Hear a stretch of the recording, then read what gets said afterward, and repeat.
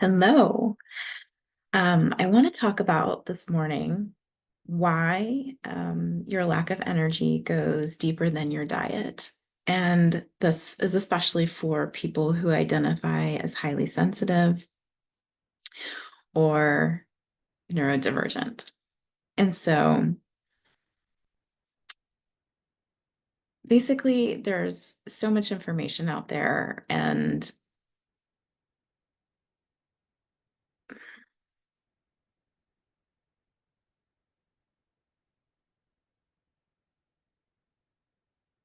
there is a lot of information out there. How do I keep going? Hmm,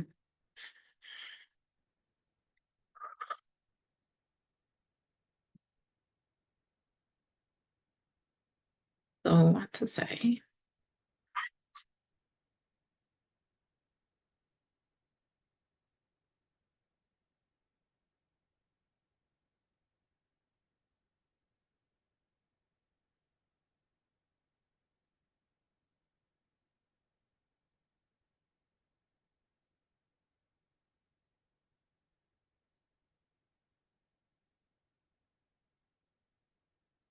Good morning.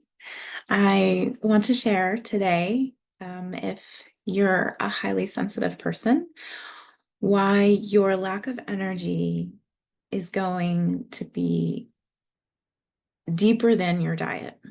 Okay.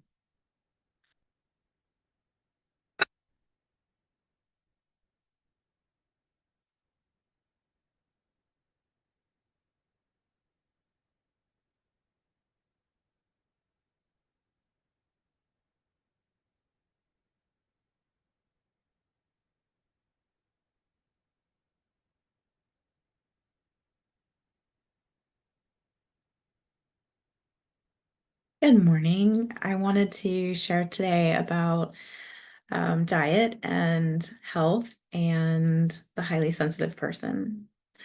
So, one of these common ideas that is around in the world is the idea that we can eat the right kinds of foods and that will support us in healing disease. It's not that it's entirely wrong. However, my belief and my very strong perspective and conviction is that eating the wrong foods isn't what's getting in the way of healing your body. Um, what's going to give you the energy to live your life in your full aliveness and well-being and just that natural flow coming up through you is so much wider and deeper than food.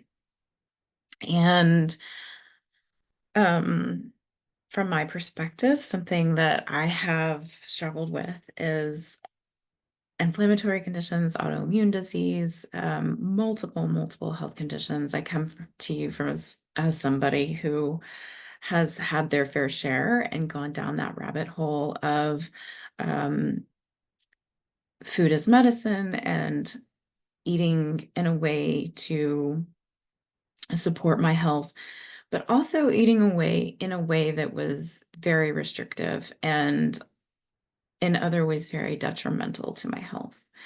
And so when we're talking about some of these particularly female diseases, things that autoimmune diseases affect way more females than males, things like Crohn's disease, which I have, uh, Hashimoto's and fibromyalgia, and there's just so many, rheumatoid arthritis, that it feels like a bit of almost an epidemic. And I also feel like it's a little bit of a silent one because women aren't typically the people who are studied in medicine. And so we're not getting the answers that we need from doctors. I do think things have improved since I was diagnosed over 2 decades ago with one of my primary autoimmune diseases, with being an inflammatory bowel disease. And I know that because my daughter's experience has been very different than mine. And I don't think that there's anything wrong with conventional medicine anymore. I used to kind of think it was because I wasn't getting what I needed. And I think it's just really important to acknowledge the limits of what it is, it's just like, this is how it works. And um, there's nothing to con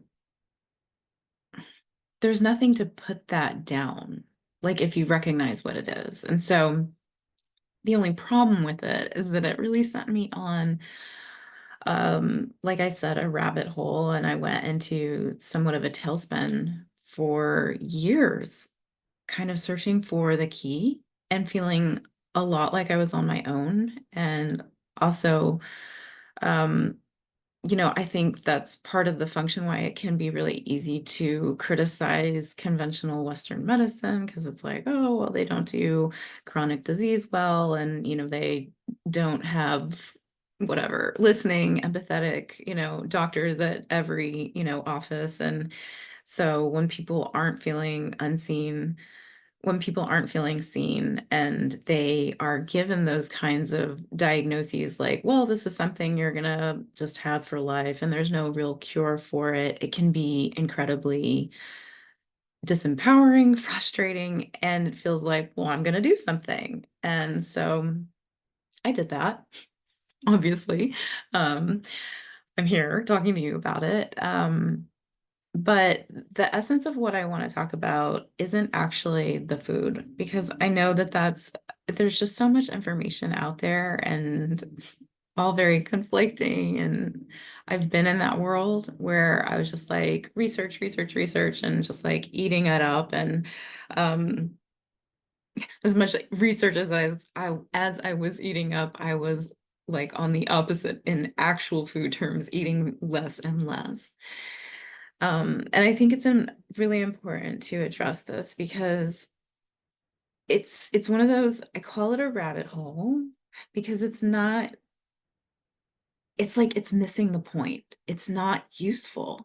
And to a point it is, and then it's not. And so I think it's the things that are so much wider and deeper than food that are going to give you the energy to live your life again, and to be in that space where you are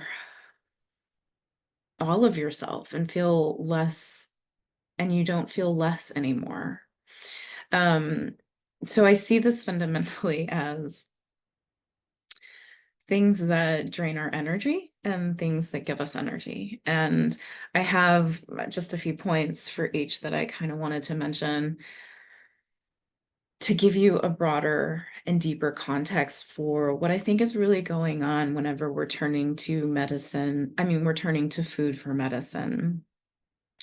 And it's things that I think I felt like medicine should teach me or they should show you, but they don't. And so here it is, I mean, there's pieces there, people are piecing this together, but I'd like to put this together in just one space and from my experience.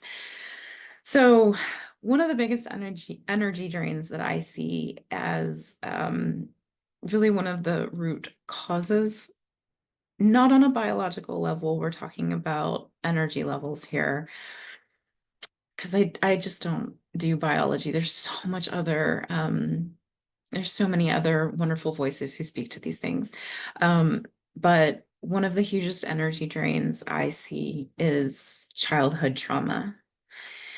And I just did an interview the other day on a podcast for highly sensitive people who, I was speaking with somebody who I shared in my own experience. I have a background of an abusive parent, and that growing up in that environment, while there might have been some natural sort of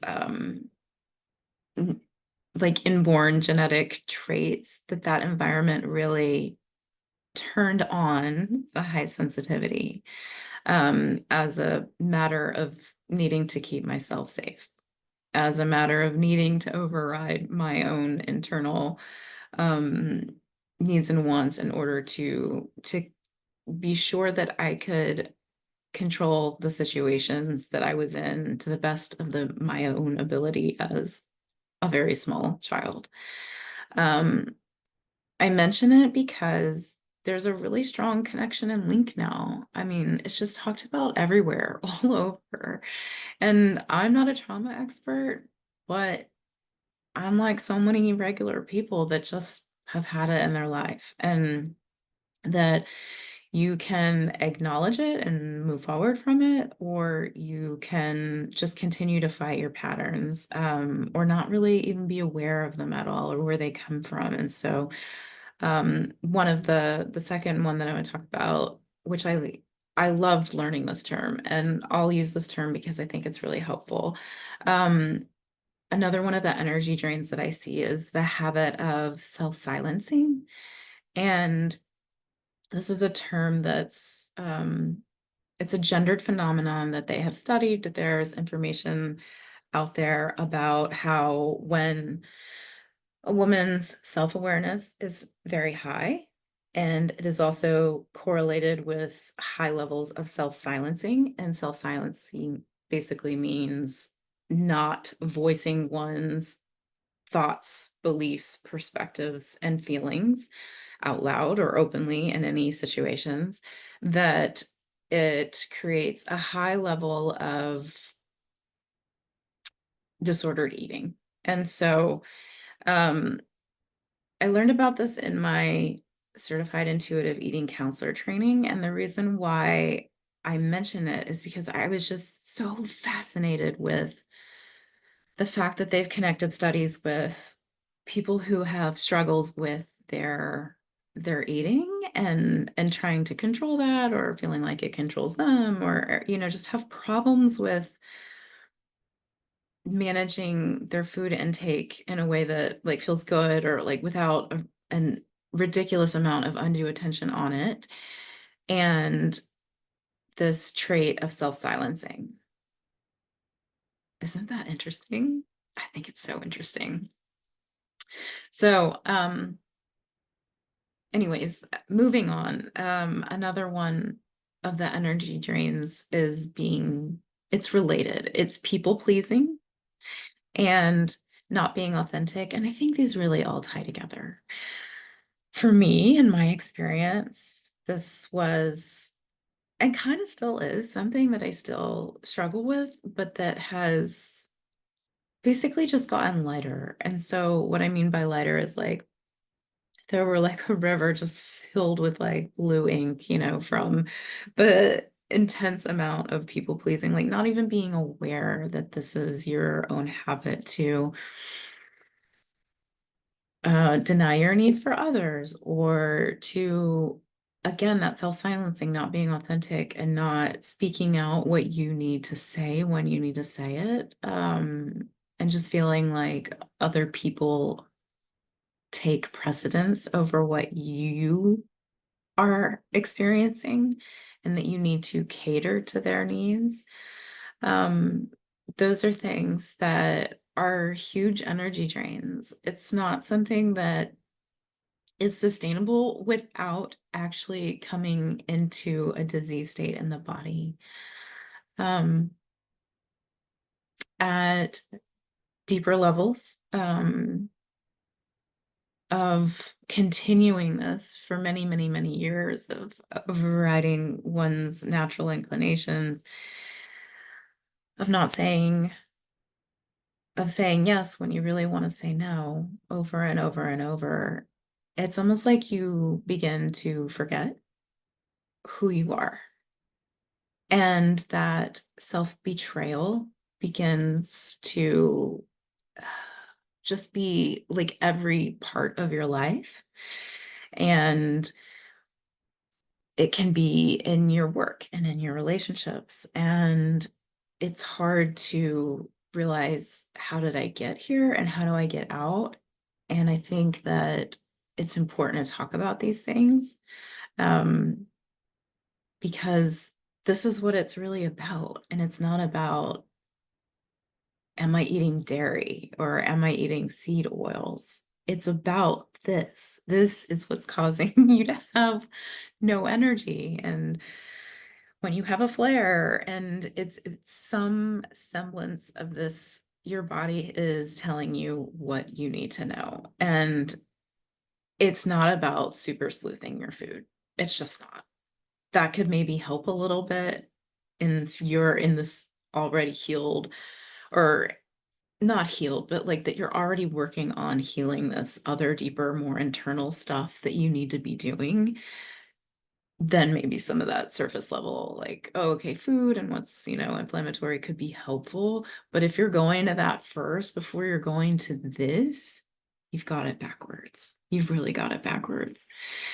And it's just, I don't want it to slow you down. I want you to be able to like get out of this sooner than later, to make your way out. So I'll give a quick example. For me, the self-betrayal thing was around work and around career, and just being in some really toxic situations that I knew I didn't want to be in, but I felt like I had to, for not like short periods of time, but just years and years and years and years of my life. And there's this great author that I love, Gabor Mate, and he talks about When the Body Says No. He has a book by that title, and he's a medical doctor, so he explains the physiology and the body-mind connection so clearly. And I love when I just encounter things that reinforce and validate what I already know deep in my bones. And so I had a moment, along the way when I was at a job that I really hated for years and years and years, and just felt like it required me to sacrifice everything that I was to be there. And I mark that as one of the huge turning points in my journey. This was several years ago, right before I decided to switch careers into this field. So, and lastly, I should probably also mention one of the energy drains as being self-criticism. And I think it really comes from the criticism that it starts from the criticism that happens in childhood, because if you know, are a child who had, a narcissistic or abusive parent, or even maybe if it was just like abandonment, or in some way there were not the role models there for you to show you what it's like to be an attendant, loving caregiver, like for yourself. Like that was never modeled for you. And oftentimes what was modeled was really the exact opposite. And not just like in the generic way that a lot of people struggle with, like, being your own worst critic, and we can, as humans, just really tend towards the negative and like, oh, what I did wrong, and having sort of a lack of self-belief or self-doubt in oneself. But this is on a different level. And I share that because it's it's on a it's so internalized that it feels like you.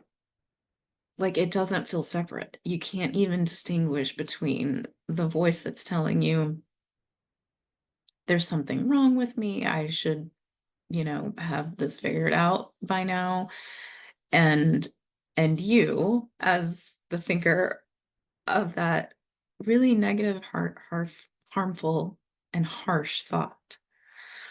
So there's that. Um, and then I want to switch into the topic on the opposite side of energy givers. So feeling like you have no energy, like, this is just sucking the life out of you. The symptoms are making it feels like your body, you can't be trusted, that kind of thing. I really encourage you to give space to your emotions. So making that space has been fundamental for me. And I just keep doing it and doing it and doing it and like getting better and better and better at it. So it could be a meditation practice. It could be tuning into the body in a sort of body scan, or noticing sensations and internal um, signs and feelings that you get. Um, it could just literally be sitting outside. It could be, whatever it is for you, but making space for emotions, because emotions can be felt in the body first, and they come up and they're like waves, and they like have a beginning and a middle and an end. And whenever we ignore them or squash them or deny them, or we're just really so disassociated and not in our bodies that we can't even tell what we're feeling, that's when things get kind of crazy, because you get a little lost in it. As somebody who's highly sensitive, we need practices to take care of our emotions and our energy more than most. So setting aside time and space to do that. Another really good one, and one that women tell me all the time that they need. And then like when they're doing it, it's like so delicious and lovely. It's just being out in nature more, getting close to nature. Even like I live in a city, even like walking at a park. Um, the next one would be being gentle with yourself around food. So this is the opposite of what we're talking about with being more restrictive, being harsher. I'm going to use the example of Cheetos because I love them. And it's just eating the thing that you want to eat, instead of feeling like I can't, I shouldn't. If I eat it, I'm a bad person, and going into that vicious cycle. Um, because whenever we get into that shame cycle, or guilt around food, that is more harmful than just eating the food, whatever it is. I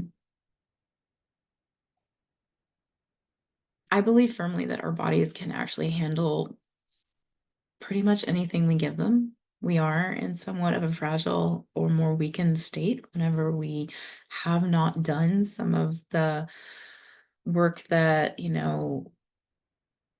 we need to, in order to begin to heal from some of the situations and triggers and environmental things that we grew up with. And so like having these be things that continue to come up. Like, I think of being gentle with yourself around food as an actual practice to to be a different way in the world. So instead of going towards like, this is so controlling, and I'm gonna figure this out and I'm gonna fix it, and if I can't fix it, then there's something wrong with me. It's being gentle with yourself around food, having a little bit of a lighter touch. Um, I could talk more about that, but I won't. And then I hinted at this last one, but embracing self-compassion as a practice. One of the people I love is Kristen Neff, and she speaks, she's a researcher for self-compassion, and she speaks about um, a lot of some of the things we've already talked about, but being in the body, noticing emotions coming up, realizing that we have common humanity, or that we are not the only people who have ever had this emotion or experience, being with the emotion in a loving and an attentive manner, and also finally not over identifying with the emotion, whatever you're feeling, but realizing that they do come and they go and they pass. Um, but just being mindfully aware. Um, I think if there was anything else that I would share, it would just be around whenever you allow yourself that space and time and energy, this is about you remembering you and who you are and nourishing that. And that gets nourished through some of these things that I mentioned, and beginning to unlearn some of the things that were required once as children and are no longer required as adults. And so that is what I think about having the energy to live your life fully without it having to be obsessive about food. Thank you for listening.